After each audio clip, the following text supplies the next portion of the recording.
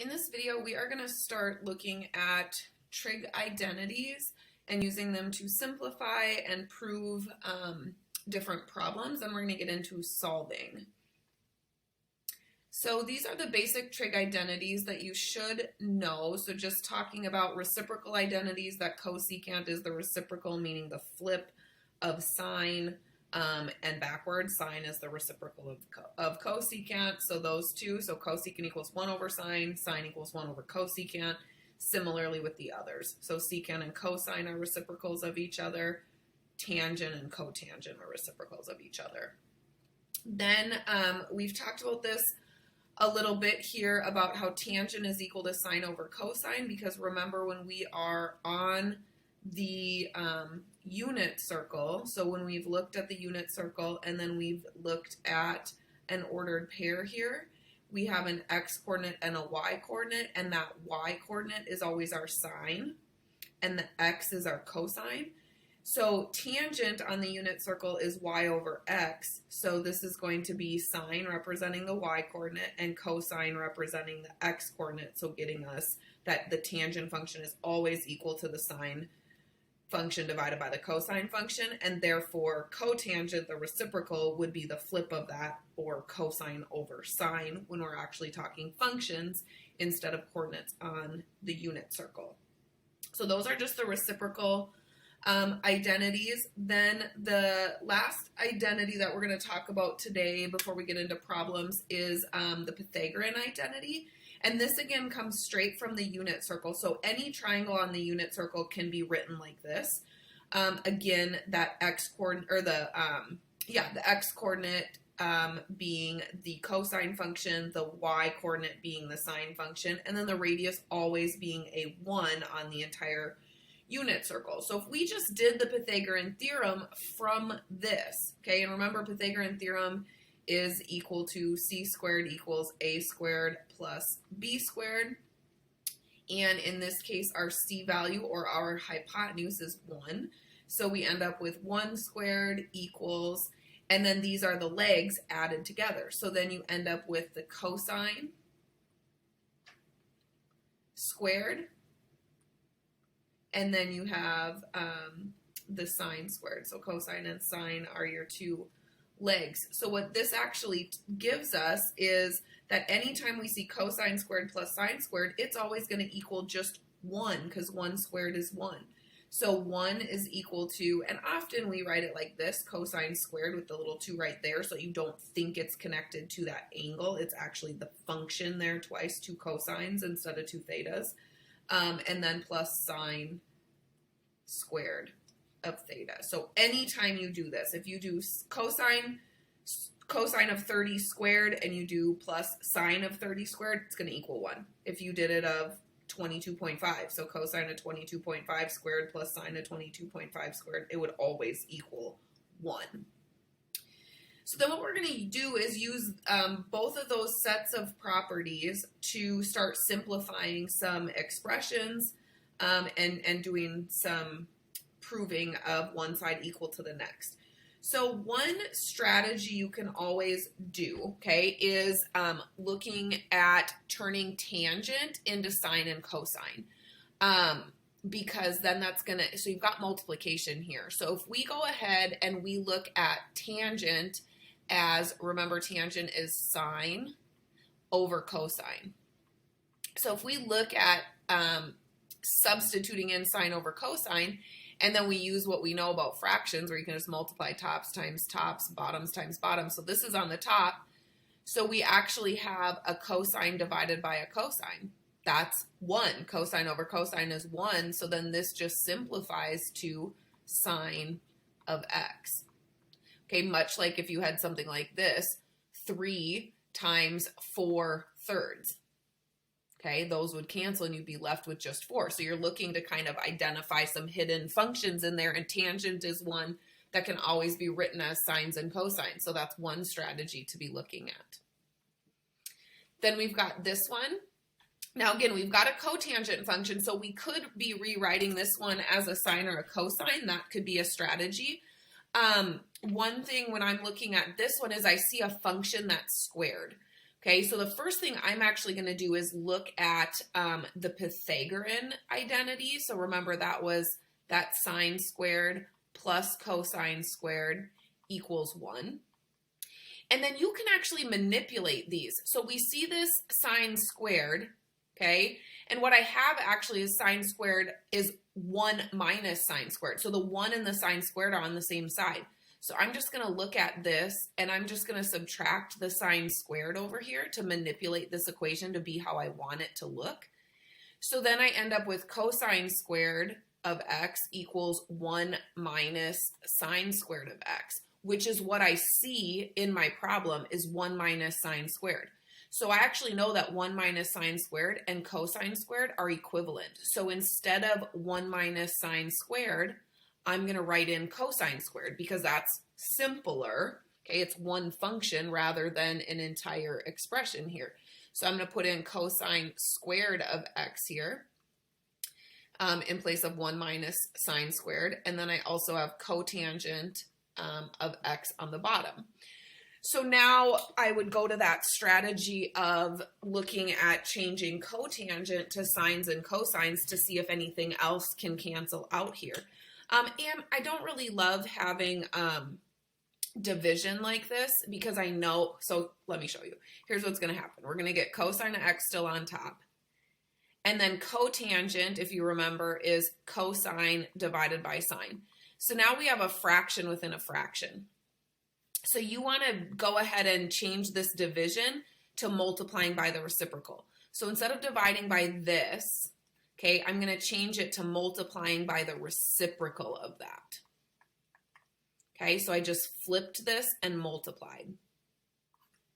So now we can see here that we're going to have cosine squared x sine x on top and then cosine on bottom. So then you have a common factor of a cosine because this is 2 cosines, right? So this is really cosine x times cosine x. That's what the squared means. Okay, so we're going to be able to cross off 1 on top and bottom.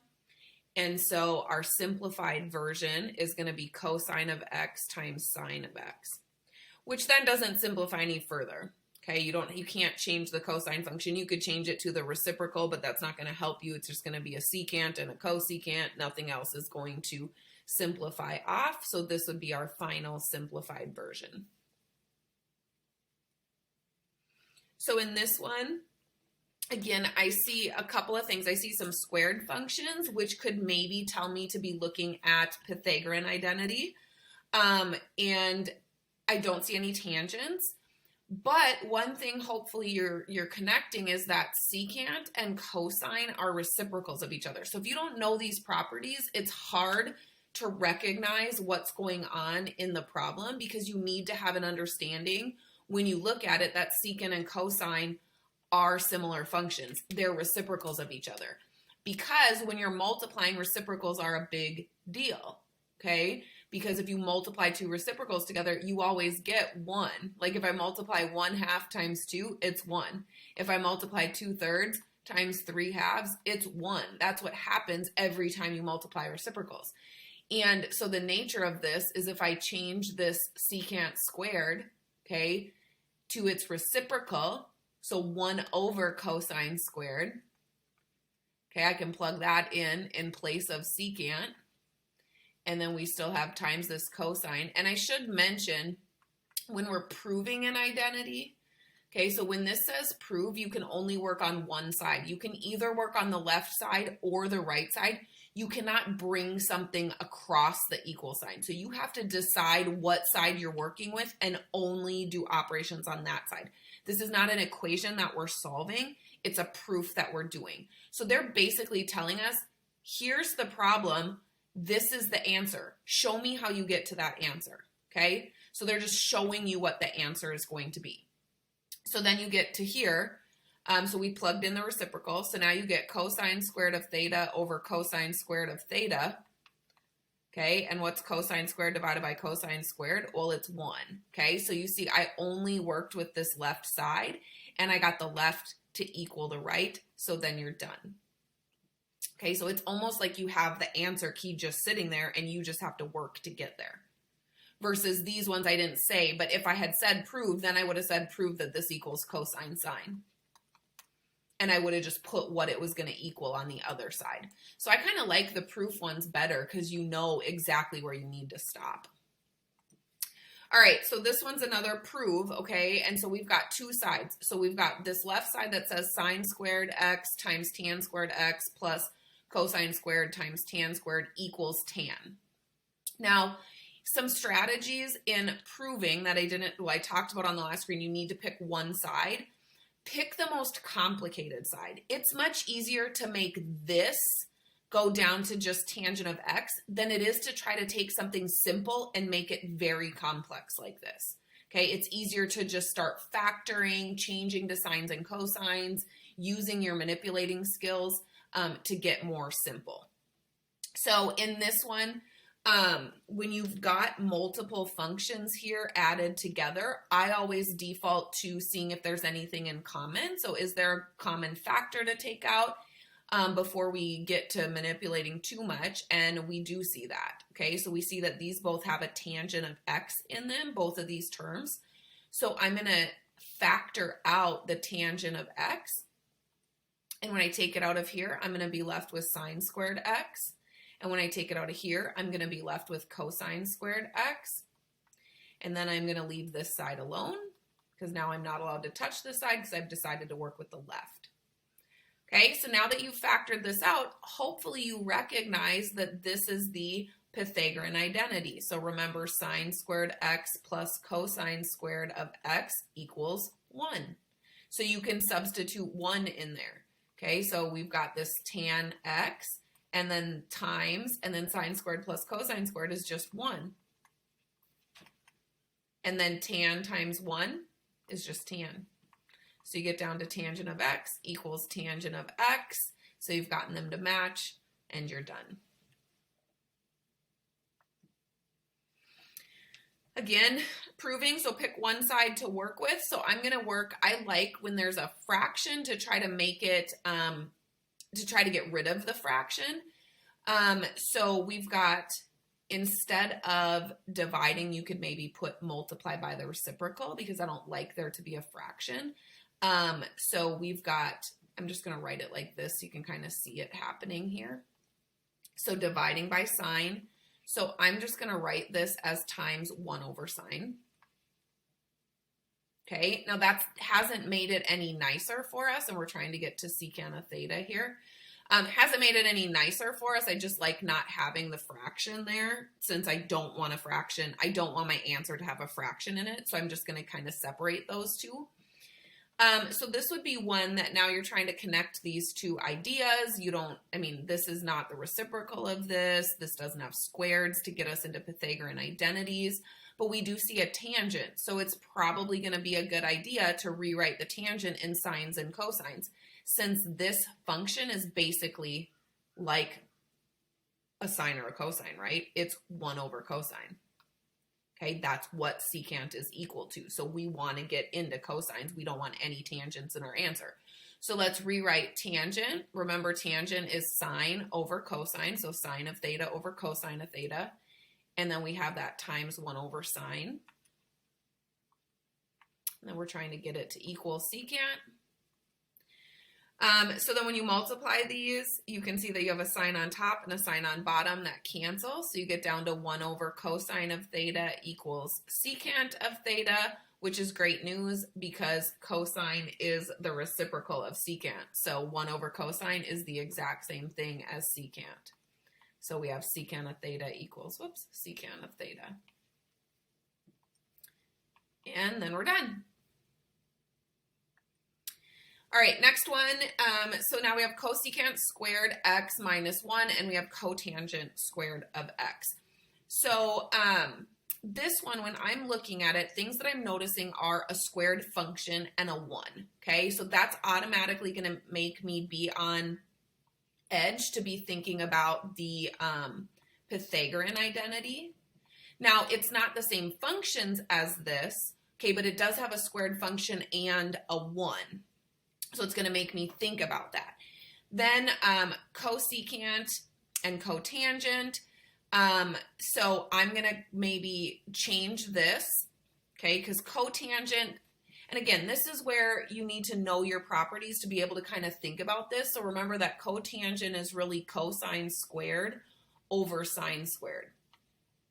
Okay, so if we can get this to have sines and cosines in it, then we can get back to rewriting it as a cotangent. And again, you cannot manipulate both sides. So we can't be starting with that. We just need to be keeping it in the back of our mind. Okay, so one thing I'm going to do here is I'm going to know that I want to be using this Pythagorean identity. So I'm going to rewrite this as 1 over sine squared. Okay, because I would like to be using Pythagorean identity, so I need a sine squared and a cosine squared. So now I want to get these together. So you don't want two terms if possible. So if I can rewrite this one to be a like denominator with this and get them together, I would like to do that. And I absolutely can, because I can rewrite 1 however I want. So I would like this 1 to have a sine squared denominator. So I'm just going to write it as sine squared over sine squared, because anything divided by itself is 1. So these are the exact same thing, just written a way that I like. Okay, so now I can subtract the tops. Okay, which they're not like terms, so you just write them together.